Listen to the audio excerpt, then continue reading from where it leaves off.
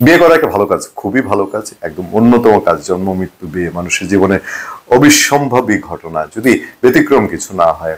আমি সাধুবাদ জানাই বাংলাদেশের সময় আলোচিত ক্যারেক্টার, রাজনীতিবিদ বা ছাত্রনেতা বলবো কিনা, নানানভাবে আলোচিত সমালোচিত সার্জিস আলমকে।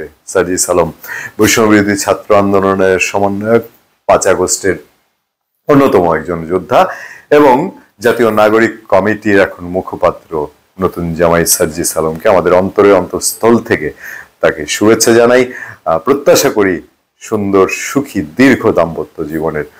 বিয়ে নিয়ে অত বেশি কারো ব্যক্তিগত বিয়ে নিয়ে কিছুই মাথা ঘামানোর নয়। বিয়ের কোনো বাংলাদেশ আইনে 18-র নিচে না হলে বিয়ে যে কেউ যেভাবেই করতে পারে, তিনি নেতা থাকাকালীন, বেকার থাকাকালীন বা অন্য কোনো ফরম্যাটেই হোক। সম্ভাব্য এমপি হওয়ার কারো যদি ইচ্ছা থাকে তিনিও বিয়ে করতে পারেন, মন্ত্রী হওয়ার ইচ্ছা থাকে তিনিও বিয়ে করতে পারেন। দেন বিয়ে নিয়ে আমাদের দেশে কিছু প্রচলিত গল্প আছে, যেমন পাত্রপক্ষ গিয়েছে পাত্রীর বাড়িতে, পাত্রর বাবাকে পাত্রীর বাবা জিজ্ঞেস করলো ছেলে কি করে, বলে রাজনীতি করে। আর লাগে না কিছু, রাজনীতি এই যুগে যখন ভালো ফর্মে করে তার চেয়ে আর বড় পেশা তো আর কিছু হয় না। আমি গল্প করছিলাম আমার এক বড় ভাইয়ের সঙ্গে, বললাম যে আচ্ছা সাজিদ সালাম যে বিয়ে করলেন ওনার পেশা কি, বললেন রাজনীতি। হ্যাঁ, এটা এবার ঠিক উত্তর দিয়েছেন। আমার প্রশ্নটাও সঠিক, আপনার উত্তরটাও সঠিক। মানে প্রশ্নটা জাগে এই কারণে যে আমরা এখনো সাজিদ সালামের পেশা সম্পর্কে জানি না। উনি মোটামুটি যে যুদ্ধাঙ্গী ভাবে 5 আগস্ট পর্যন্ত ছিলেন, তার গেট আপ, তার চলাফেরা, তার সারাউন্ডিং, এখন তার অনেক অনেক চেঞ্জ। অন্তত আমরা যা দেখি বিভিন্ন অনুষ্ঠানে তার চলাফেরা, যেগুলো ভার্চুয়ালি আমরা দেখি, এটা সোশ্যাল মিডিয়ায় দেখি।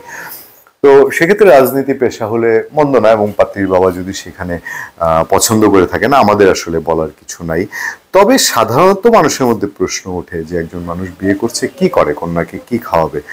খবর সব পত্রপত্রিকায় মোটামুটি আছে। বিয়ে করেছেন বৈষম্যবিরোধী ছাত্র আন্দোলনের অন্যতম সমন্বয়ক ও জাতীয় নাগরিক কমিটির মুখ্য সংগঠক সার্জিস আলম। শুক্রিয়া, আলহামদুলিল্লাহ। শুক্রবার সন্ধ্যায় স্থানীয় সরকার ও যুব ক্রীড়া উপদেষ্টা আসিফ মাহমুদ সজীব ভূঁইয়া বৈষম্যবিরোধী ছাত্র আন্দোলনের আহ্বায়ক হাসনাত আবদুল্লাহ ফেসবুক পোস্টে এই তথ্য জানিয়েছেন। তার এই সময়কার সহযোদ্ধা। এবং বিয়ের যে ছবিটি আমরা দেখেছি সেই ছবিতে এই দুইজন দুই পাশে, বরের দুই পাশে শেরওয়ানি পরে আছেন গর্জিয়াস সার্জিস আলম। সেই অনুষ্ঠানে বলা হচ্ছে, যুব ক্রীড়া উপদেষ্টা আসিফ মাহমুদ ফেসবুকে সার্জিসের বিয়ের ছবি পোস্ট করে লেখেন, নবজীবনে পদার্পণে অভিনন্দন সার্জিস ভাই, বিবাহিত জীবন সুখের হোক। হাসনাত আবদুল্লাহ ফেসবুকে পোস্টে বলেন, অভিনন্দন বন্ধু সার্জিস, তোমাদের ভালোবাসা এবং সুন্দর মুহূর্তগুলোতে ভরা একটি জীবন কামনা করছি। হাসনাত আবদুল্লাহ যখন হেনস্থা হলেন ঢাকা ইউনিভার্সিটি এবং 7 কলেজের গন্ডগোলে, সার্জিসও তার পক্ষে দাঁড়িয়েছিলেন। দুই বন্ধু একজন আরেকজনকে উইশ করবেন, এটাই স্বাভাবিক। জানা যায় সার্জিস আলমের বিবাহ অনুষ্ঠানে তথ্য উপদেষ্টা নাহিদ ইসলাম, যুব ক্রীড়া উপদেষ্টা আসিফ মাহমুদ, উপদেষ্টা মাহফুজ আলম, বৈষম্যবিরোধী ছাত্র আন্দোলনের আহ্বায়ক হাসনাত আবদুল্লাহ সহ বৈষম্যবিরোধী ছাত্র আন্দোলনের অনেক নেতা উপস্থিত ছিলেন। এর আগে গত 11 অক্টোবর নানা নাটকীয়তার জন্ম দিয়ে বিয়ে করেন বৈষম্যবিরোধী ছাত্র আন্দোলনের অন্যতম সমন্বয়ক হাসনাত আবদুল্লাহ। তার আগে 11ই অক্টোবর নিজের ভেরিফাইড ফেসবুকে পোস্টে নাটকীয় এক পোস্ট দেন হাসনাত আবদুল্লাহ। নিজের বিয়ের কথা সবার কাছে আড়াল করতেই এই নাটকীয়তার জন্ম দেন হাসনাত ও অন্য সমন্বয়ক ও সহ সমন্বয়করা। পরে সামাজিক যোগাযোগের মাধ্যমে বেশ ভাইরাল হয়।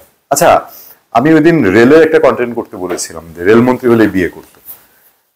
আপনার ওই মুজিবুল হক, নুর ইসলাম সুজন বিয়ে করেছে এবং 60-এর উপরে 70-এর উপরে গিয়ে বিয়ে করেছে, কিন্তু রেলের জন্য করেছে ঘোড়া রান্না। সমন্বয়করা বিয়ে করছেন, আমার এতে কোনো আপত্তি নেই, সাধুবাদ জানাচ্ছি বারবার। তবে ঘোড়া রান্না যেন পরে তাদের কর্মে না হয়। আর বিয়ে করলে মানুষ ব্যস্ত হয়ে যায়, ইন্টেনশন থাকে এবং অর্ধাঙ্গিনীর একটা ভূমিকা থাকে। কত রাজ্য জয় হয়েছে অর্ধাঙ্গিনীর উৎসাহে, রানীর উৎসাহে, আবার কত রাজ্যের পতনও হয়েছে। বিশ্বের সবচেয়ে বড় বড় যুদ্ধগুলো হয়েছে রানীর কারণে। আমরা প্রথমটি প্রত্যাশা করে শেষ করতে চাই আজকের মতো। ভালো থাকবেন, সুস্থ থাকবেন, আবার দেখা হবে, কথা হবে। আপনাদের সাথে আমি আতিক রহমান, পূর্ণিয়া।